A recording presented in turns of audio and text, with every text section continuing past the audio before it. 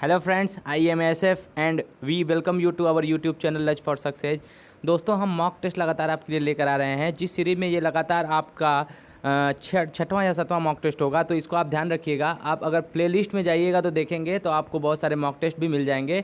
देखिए दोस्तों, इस मॉक टेस्ट का मेन मकसद ये है कि आने वाले बहुत सारे एग्जाम जैसे DRDO, MTS और ग्रुप डी और NTPC के एग्जाम में वो बहुत ज़्यादा इंपॉर्टेंट रोल निभाएगा। और साथ ही साथ 2 से 3 क्वेश्चन इसमें से आपको डायरेक्ट एग्जाम में देखने को मिल सकते हैं। तो इसलिए यह वीडियो आपके लिए बहुत ज़्यादा इंपॉर्टेंट होने वाला है। दोस्तों, आप इस वीडियो को अंत तक देखिएगा। अगर चैनल पर नए हैं तो चैनल को सब्सक्राइब कर लीजिएगा और बेल आइकन को दबा लीजिएगा। चलिए चलते हैं अपने पहले क्वेश्चन पे टाइम वेस्ट किए बिना। हमारा आज का पहला क्वेश्चन है, लोदी वंश का अंतिम शासक कौन था?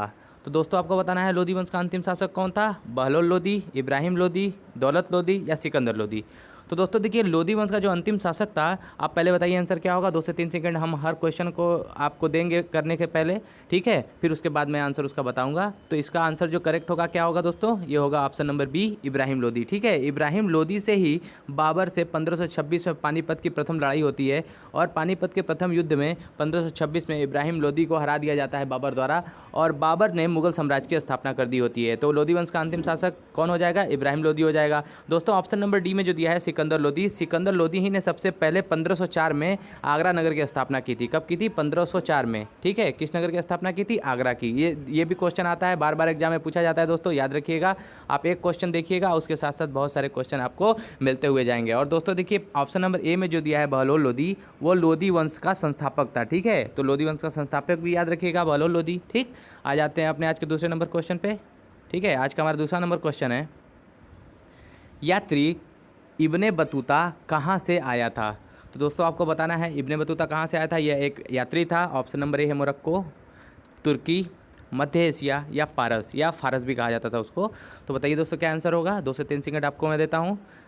चलिए, इसका जो करेक्ट आंसर होगा वो होगा ऑप्शन नंबर ए, मोरक्को, ठीक है दोस्तों। मोरक्को से जो है इब्ने बतूता आया था। और ये किसके शासनकाल में आया था दोस्तों? मोहम्मद बिन तुगलक के शासनकाल में इब्ने बतूता आया था, ठीक है। यह भी याद रखिएगा। और इब्ने बतूता को उसने अपना काजी नियुक्त किया था, और साथ ही साथ उसको चाइना में अपना एम्बेसडर बना करके भेजा था मोहम्मद बिन तुगलक ने। इसको याद रखिएगा, बहुत ज़्यादा इंपॉर्टेंट क्वेश्चन है, ये कई बार एग्जाम में आता है। और इसने एक किताब भी लिखी थी जिसका नाम क्या था? जिसका नाम था रेहला। क्या नाम था? रेहला, ठीक है, याद रखिएगा इसको, ठीक। आ जाते हैं आज के तीसरे नंबर क्वेश्चन पे। तीसरे नंबर क्वेश्चन की चर्चा कर लेते हैं। आज का हमारा तीसरा नंबर क्वेश्चन है, अल बरूनी किसके शासनकाल में इतिहासकार था? तो दोस्तों, आपको बताना है कि अल बरूनी जो था वो किसके शासनकाल में इतिहासकार था। ऑप्शन नंबर ए है Ibrahim Lodi, option number B है Mahmud Ghaznavi, option number C है बलबन, या ऑप्शन नंबर डी है फिरोज तुगलक। तो दोस्तों देखिए, अल बरूनी जो आया था वह आया था महमूद गजनवी के शासनकाल में। इस चीज़ का करेक्ट आंसर हो जाएगा option number B, Mahmud Ghaznavi. तो दोस्तों, एक चीज़ और मैं बता दूं कि महमूद गजनवी के दरबार में 4 इतिहासकार या लेखक हुए हैं, जो कि एक ट्रिक के माध्यम से आपको याद रखना होगा। तो याद रखिएगा, आप एक साथ 4 क्वेश्चन आसानी से याद कर लेंगे। देखिए, एक ट्रिक का जो नाम है वो मैं लिखवा देता हूँ आपको। देखिए, जो ट्रिक है वह है फूफा, FUFA। थोड़ा फनी ट्रिक है दोस्तों। F फॉर हो जाएगा फिरदौसी, ठीक है, इसको याद रख लीजिएगा आपको, फिरदौसी। और U से हो जाएगा उतबी, ठीक है, उतबी हो जाएगा आप। और F से हो जाएगा फरूखी, ठीक है। और A से हो जाएगा अलबरूनी, जो कि इसमें पूछा गया है, ठीक है। और अलबरूनी ने एक किताब भी लिखी दोस्तों। उस किताब का नाम क्या था? आप कमेंट सेक्शन में बताइएगा। अगर नहीं आएगा तो मैं ज़रूर उसका जवाब दूंगा आपको, ठीक है। चलिए देखते हैं अपने आज के चौथे नंबर क्वेश्चन पे। चौथे नंबर क्वेश्चन की चर्चा कर लेते हैं।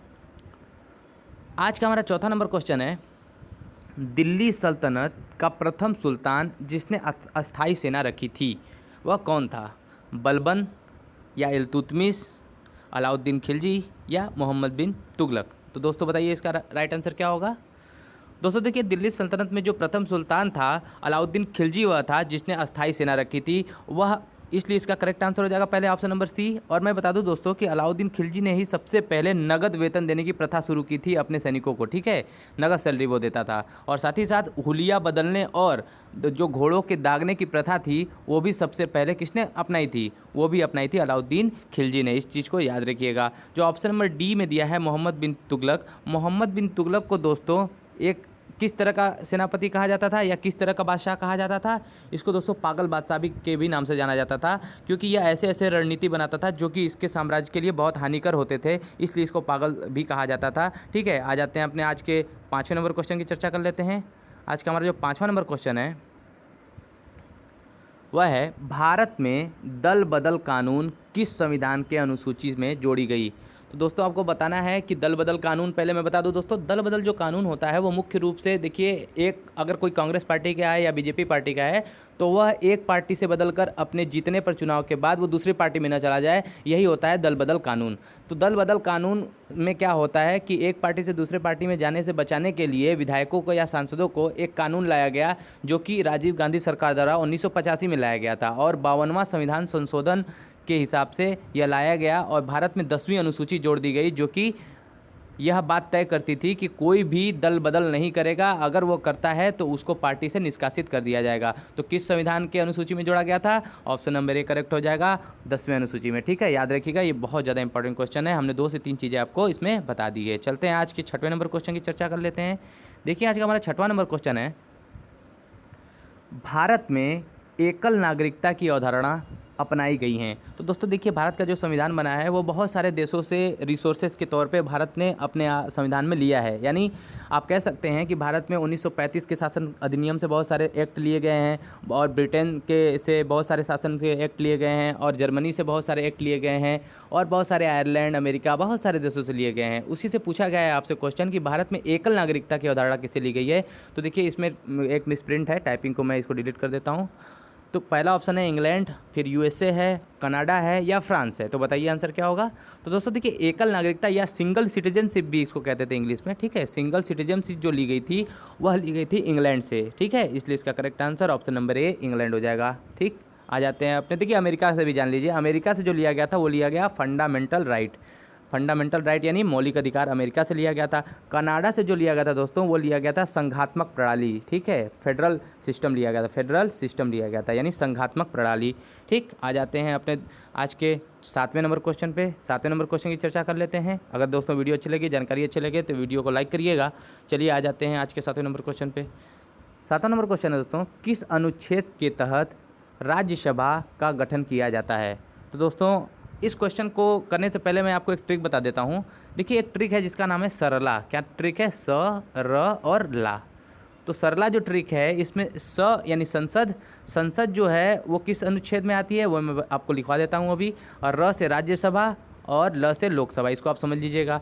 इसका ट्रिक ये है दोस्तों कि इसमें देखिए आपको सीक्वेंस से जाना है 79, 80 और 81। ठीक है, तो संसद जो बना था वो अनुच्छेद 79 में दिया गया है, राज्यसभा जो बना था वो अनुच्छेद 80 में दिया गया है, लोकसभा जो बना था वो अनुच्छेद 81 में दिया गया है। इस ट्रिक से आप आसानी से याद रख सकते हैं क्योंकि यह सीक्वेंस है, क्रमानुसार है। ठीक है, तो राज्यसभा किस अनुच्छेद के अंतर्गत गठन किया गया था? तो 80 के अनुच्छेद के अंतर्गत गठन किया गया था, जो कि ऑप्शन नंबर ए में दिया है। इसलिए इसका करेक्ट आंसर ऑप्शन नंबर ए हो जाएगा, अनुच्छेद 80। ठीक है दोस्तों, याद रखिएगा इसको।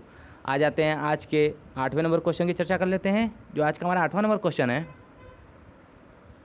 वह है, भारत में किस जलप्रपात को लोकप्रिय रूप से नियाग्रा जलप्रपात के तौर पे जाना जाता है। तो दोस्तों नियाग्रा जलप्रपात बहुत ज़्यादा फेमस जलप्रपात है जो कि अमेरिका में स्थित है इसको, और साथ ही साथ कनाडा के बॉर्डर पे स्थित है, इसको याद रखिएगा।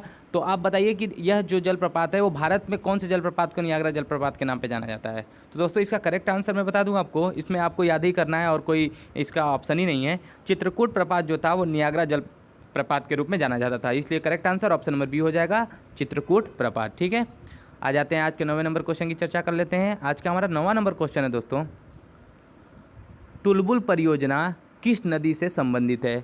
पहले मैं बता दूं दोस्तों कि तुलबुल जो परियोजना है वो जम्मू कश्मीर की एक परियोजना है। जम्मू कश्मीर जो कि अब जम्मू कश्मीर यूनियन टेरिटरी के रूप में बदल चुका है। ठीक है, और भारत में टोटल अब 28 राज्य हो चुके हैं 29 से। ठीक, तो इसको याद रखिएगा। तुलबुल परियोजना जो थी वह किस नदी पे बनाई गई थी? व्यास नदी पे, झेलम नदी पे, रावी नदी पे या सतलज नदी पे। तो दोस्तों देखिए, तुलबुल जो परियोजना थी वह बनाई गई थी झेलम नदी पे, इसलिए इसका करेक्ट आंसर हो जाएगा ऑप्शन नंबर बी, झेलम नदी पे। दोस्तों यह क्वेश्चन आपको एसएससी ने पिछले साल पूछा था, इसको याद रखिएगा, बहुत ज़्यादा इंपॉर्टेंट क्वेश्चन है ये।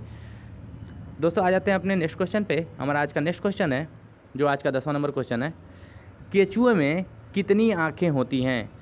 ऑप्शन नंबर ए है 2, ऑप्शन नंबर बी है 1, ऑप्शन नंबर सी है बहुत, या ऑप्शन नंबर डी है कोई नेत्र नहीं।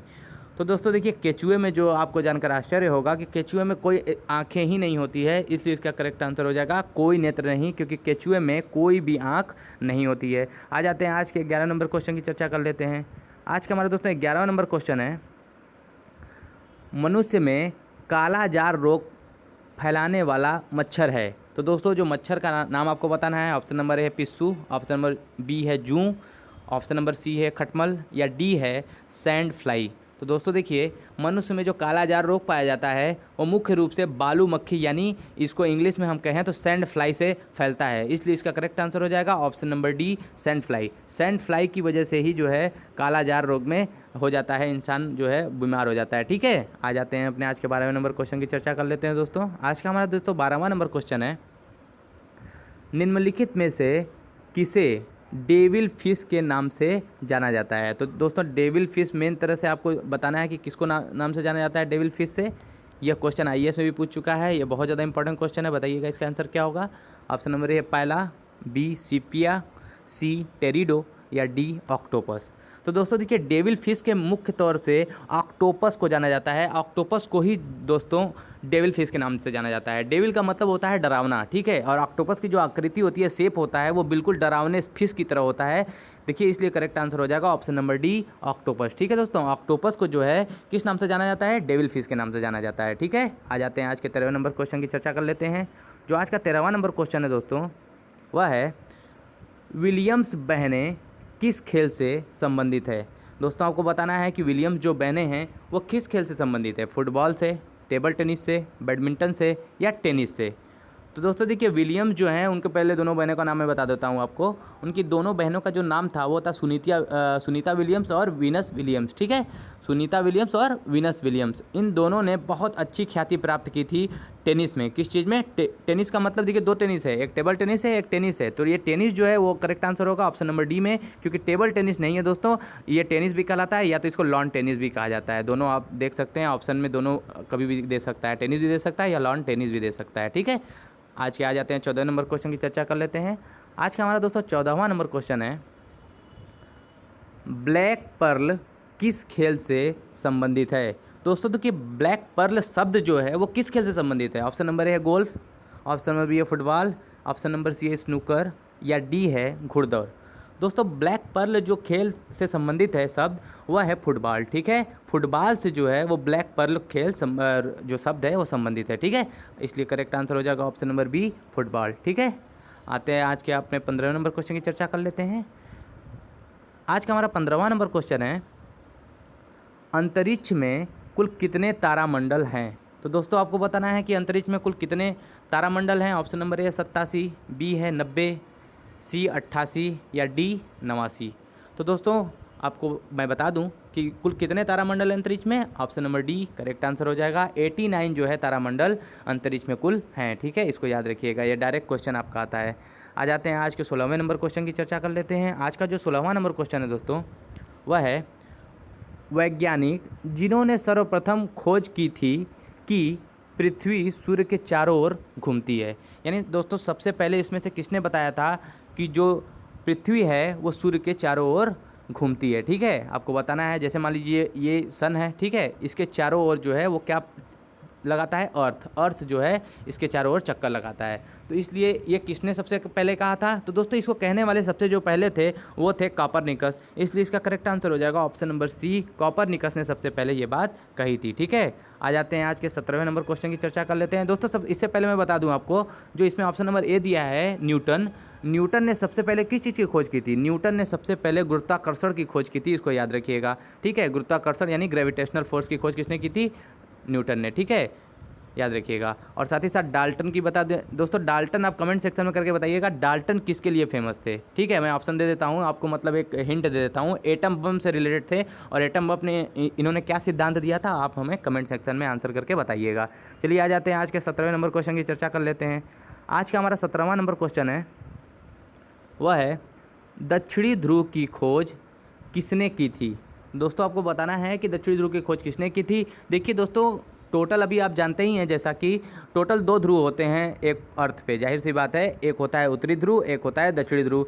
तो दोनों ध्रुवों का मेन महत्व यह है कि दोस्तों यहाँ पे बहुत सारे देशों के रिसर्च सेंटर बने हुए हैं जो कि अध्ययन करता है कि यहाँ पे क्यों 6 महीने के दिन 6 महीने की रात होती है, और साथ ही साथ यहाँ पे ठंडी क्यों पड़ती है इतना ज़्यादा। यहाँ पे सारे रिसर्च सेंटर बहुत सारे देशों द्वारा बनाए गए हैं, और साथ ही साथ भारत के भी बहुत सारे यहाँ पे रिसर्च सेंटर बनाए गए हैं। दक्षिण गंगोत्री उसमें से एक है, ठीक है। तो इसमें आपसे पूछा है दक्षिण ध्रुव की खोज किसने की थी, तो इसका जो करेक्ट आंसर हो जाएगा वो हो जाएगा दोस्तों ऑप्शन नंबर ए, रॉयल एमंडसेन जो थे उन्होंने दक्षिणी ध्रुव की खोज की थी, इसलिए इसका करेक्ट आंसर ऑप्शन नंबर ए हो जाएगा। ऑप्शन नंबर बी में जो दिया है रॉबर्ट पेरी, इन्होंने उत्तरी जो है ध्रुव की खोज की थी, याद रखिएगा इन्होंने किसकी खोज की थी, उत्तरी ध्रुव की, ठीक है। तो आ जाते हैं अपने नेक्स्ट क्वेश्चन पे, आज के अपने 18वें नंबर क्वेश्चन की चर्चा कर लेते हैं। आज का हमारा 18वां नंबर क्वेश्चन है, पृथ्वी के सबसे निकटतम खगोलीय पिंड है। तो दोस्तों आपको बताना है कि पृथ्वी का सबसे निकटतम खगोलीय पिंड कौन है, सूर्य है या पृथ्वी है, बुध है या चंद्रमा है।